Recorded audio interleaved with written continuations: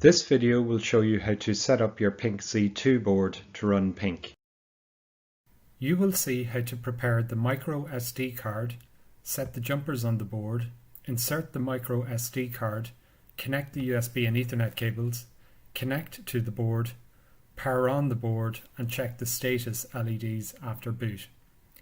Once the board is running, you will see how to connect to Jupyter and how to access files on the board using Samba. Finally, you will see how to connect a terminal to change the board settings or to troubleshoot problems with the board.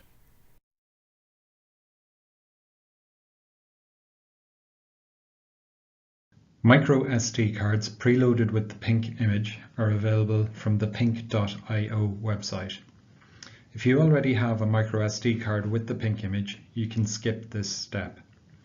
To make your own PYNQ micro SD card, download the PYNQ image from PYNQ.io. You will need to extract the image and write it to a micro SD card. If you are using Windows, you can use the free program Win32 Disk Imager as shown here. In Win32 Disk Imager, select the image file and the drive letter of the target device, which is your micro SD card, and click Write. We recommend you use a card at least 8 GB in size.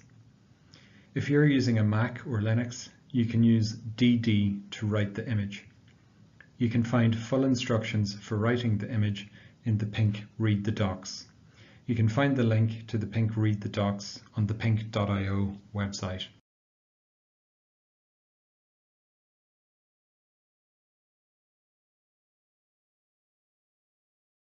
First, check the power jumper at the bottom of the board. The board can be powered from a micro USB cable or from an external power regulator. USB is recommended and should be suitable for most applications. If your design consumes a lot of power, or if it uses external peripherals that may need more power than USB can provide, you can use an external power source. For the micro USB cable, set the jumper to USB, the top 2 pins as indicated. For an external power regulator, set this jumper to Reg, the lower 2 pins.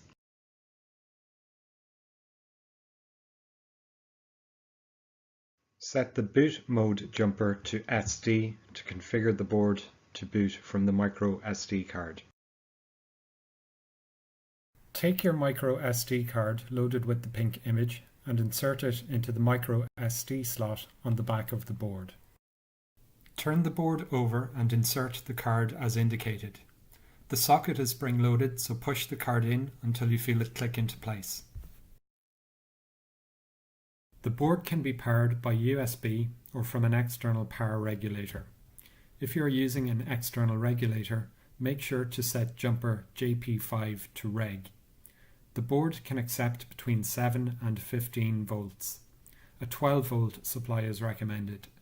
The connector is a 2.1 mm center positive barrel jack.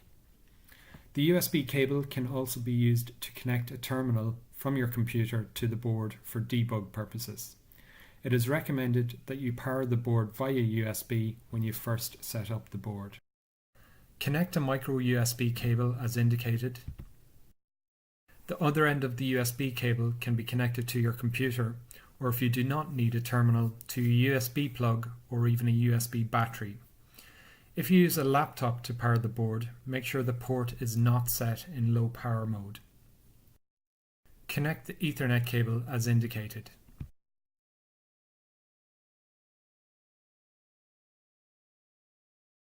You can connect the Ethernet port of the board to a switch or router. You will use a computer with a web browser to connect to and program the board. You can connect an Ethernet cable from your computer to the switch or router, but if your computer is already connected to the same network as the board, for example, if it is already connected to the router wirelessly, you don't need to do anything else.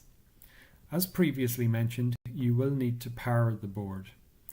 If you don't want to power the board from a computer port or external power regulator, home routers usually have USB ports available that you can use to power the board.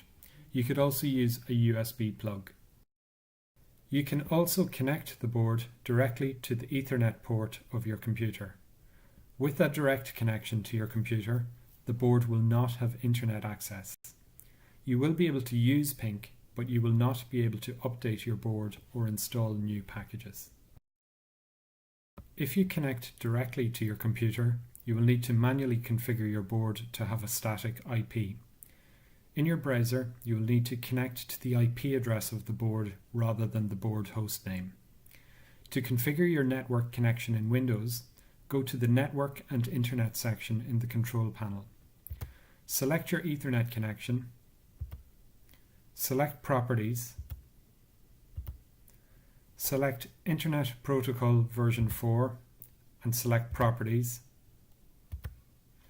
The default static address of the board is 192.168.2.99. Set your IP address to the same range as the board, for example 192.168.2.1. The power switch can be found as indicated in the diagram. Slide the switch to the right to turn the board on. You should see the red power LED indicating the board is getting power. If you do not see this, check the power jumper setting and the USB cable connection. After a few seconds, you should see the yellow or green Done LED turn on. This is a good indication that the boot process is progressing successfully. If you do not see this, check the boot jumper and that the micro SD card is inserted correctly. If you still have problems, you may need to re-image the SD card or try a different one. After the board boots, you should see the 2 color LEDs flash blue and the 4 yellow-green user LEDs flash and remain on. This indicates that the board has booted successfully and you are now ready to connect to Jupyter. On your computer, open a browser. Internet Explorer is not currently supported by Jupyter. Chrome, Firefox and Opera are recommended. If the board is connected to a network, the hostname should resolve and you can go to PYNQ:1990 in your browser, where 1990 is the port for the Jupyter server.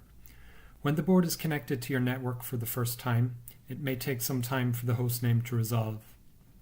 If the board is connected directly to your computer, you can browse to the default IP address of the board, 192.168.2.99, followed by the port again. You may need to configure the IP address of your Ethernet adapter. The Jupyter password is Xilinx, and once you log in, you are now ready to start using PYNQ. For problems, see the Getting Started documentation on the PYNQ Read the Docs. Samba is running on the board. This allows you to connect to the board as a network drive to transfer files. In Windows, you can browse to the Samba share using /PYNQ. In Mac OS and Linux, you need the SMB : prefix and a //. You can find full instructions for connecting to the Samba share from different operating systems in the PYNQ Read the Docs. In the Jupyter Home area, select New, then Terminal. This will open a terminal as root in your browser. This gives you access to the Linux shell. To change the hostname, in a terminal, execute the script pynq_hostname.sh. This script is in the user local bin directory. Pass the script the new hostname.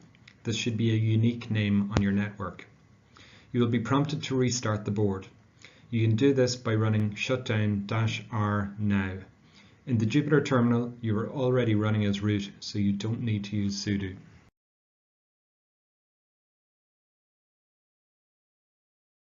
You can also check the network configuration of the board by executing ifconfig in the terminal.